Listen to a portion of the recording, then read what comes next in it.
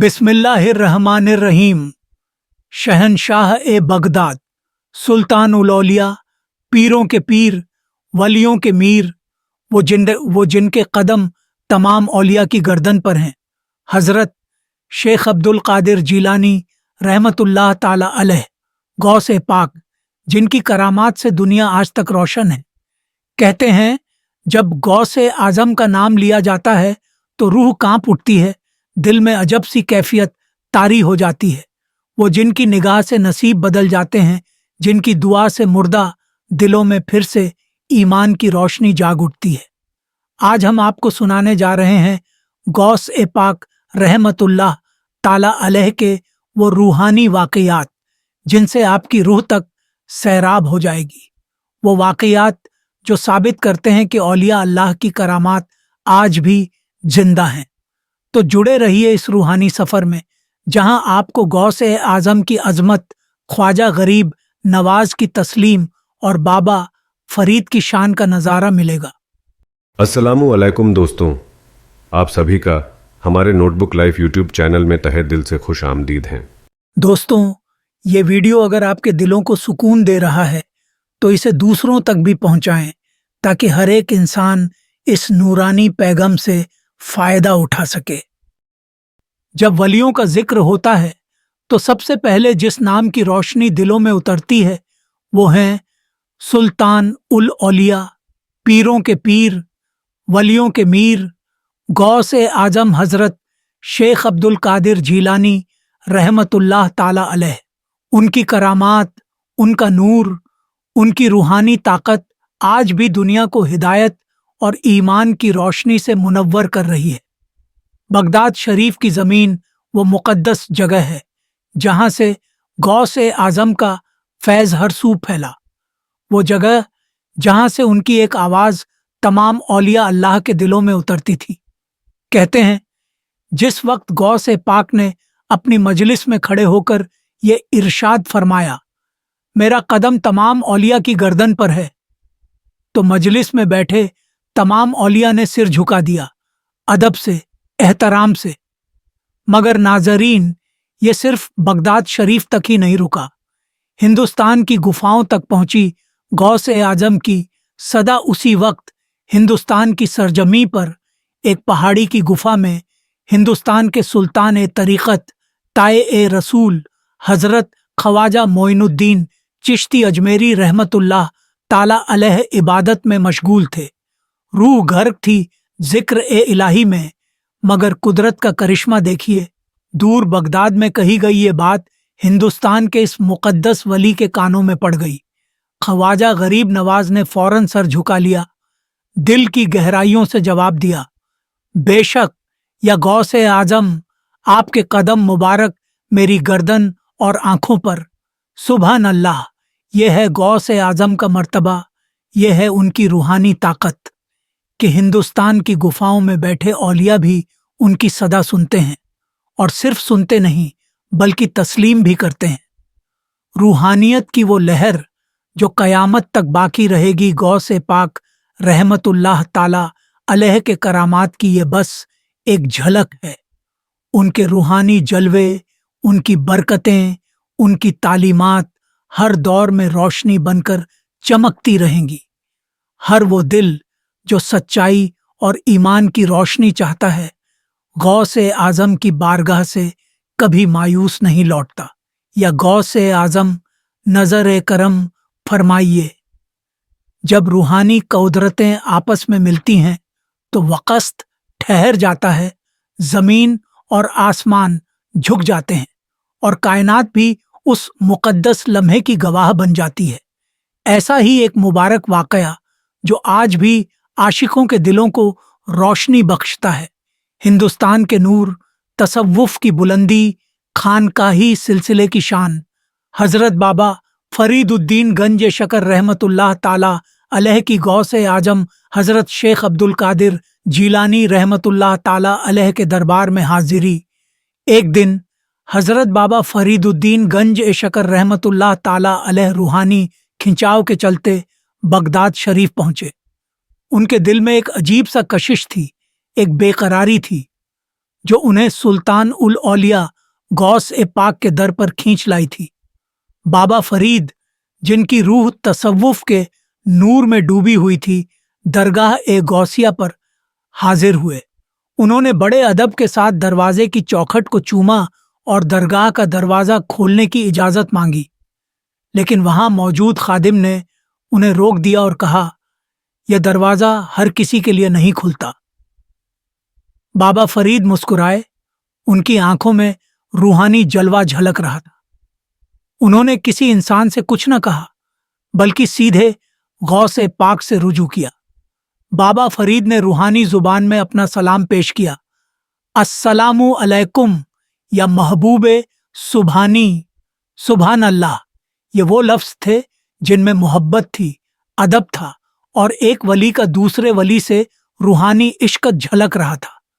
अभी ये लफ्ज फिजा में गूंज ही रहे थे कि अंदर से एक पाकीज़ा और नूरी आवाज आई, वालेकुम अस्सलाम कौतुबुल मदीना।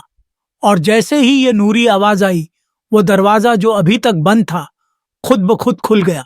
सुभान अल्लाह, ये सिर्फ एक दरवाजा नहीं था, ये एक रूहानी हकीकत थी जो साबित कर रही थी कि औलिया की दुनिया सिर्फ जाहिरी हदों तक सीमित नहीं होती। ये गौस-ए-आज़म की रूहानी ताकत थी, ये बाबा फरीद की रूहानी बुलंदी थी कि जिस दर पर सालों से हाजिरी देने वाले भी इंतजार करते थे, वही दर खुद ब खुद खुल गया। ये कोई आम मुलाकात नहीं थी, बल्कि एक रूहानी सिलसिले का हिस्सा थी, जहां एक वली दूसरे वली का इस्तेकबाल करता है, जहां दिलों की आवाजें हिजाबों को पार कर जाती हैं, जहां मोहब्बत और अदब के दरवाजे खुद खुल जाते हैं। ये वाकया सिर्फ एक करामत नहीं, बल्कि एक सीख है कि जो दिल सच्चा हो, जो रूह पाक हो, जो मोहब्बत से भरा हो, उसके लिए अल्लाह के वलियों के दरवाजे खुद खुल जाते हैं। बाबा फरीद और गौस-ए-आज़म का ये नूरी ताल्लुकर आज भी उस हर दिल को सुकून देता है जो इनकी मोहब्बत में डूब जाता है। बगदाद शरीफ की फिजा में अजीब सा सुकून था, लेकिन उस दिन बादलों ने जैसे आसमान को ढक लिया था। घने बादल उमड़ रहे थे, मूसलाधार बारिश हो रही थी और तेज हवाओं ने पूरे शहर को हिलाकर रख दिया था। बारिश इतनी तेज थी कि कई घर गिर चुके थे, गलियां पानी से भर चुकी थीं, लोग दहशत में थे। मासूम बच्चे अपनी माँओं की गोद में सहमे हुए थे। गरीबों के कच्चे घरों की छतें टपक रही थीं। पूरे शहर में अफरा तफरी मची हुई थी। या अल्लाह, ये बारिश कब थमेगी? लोगों की जुबान पर बस यही सवाल था। हर कोई परेशान था, हर दरवाजे पर मायूसी थी। लेकिन इसी मायूसी के बीच लोगों को याद आया कि बगदाद शरीफ में एक ऐसा मुबारक हस्ती मौजूद है जिनकी दुआओं से मुकद्दर बदल जाता है, जिनका हर लफ्ज कबूलियत की मंजिल पाता है।